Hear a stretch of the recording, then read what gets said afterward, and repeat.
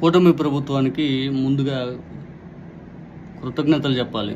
నిజం చెప్పాలంటే. ఎందుకంటే మీరు జగన్మోహన్ రెడ్డి గారు అధికారంలో ఉన్నప్పుడేమో ఆయన మీద దుష్ప్రచారం చేశారు. మాకయి కడగడానికి కూడా పూర్తి స్థాయిలో అది ప్రచారాన్ని నోచుకోకుండా చేశారు. ఈరోజు మీరు అధికారంలోకి వచ్చి జగన్మోహన్ రెడ్డి గారు చేసిన పనిని పూర్తి స్థాయిలో ప్రతి దాంట్లో కదిలిస్తూ ఉంటే ఆయన పేరు ఉండకుండా చేయాలంటే అది ప్రజలకి పూర్తిగా అందరికి రీచ్ అయిపోతుంది. ఓహో, ఇది జగన్మోహన్ రెడ్డి గారు కట్టారా ఇది అని చెప్పి ఇప్పుడు మేము వాస్తవాలు తెలియజేసే బాధ్యత మాకు వచ్చింది.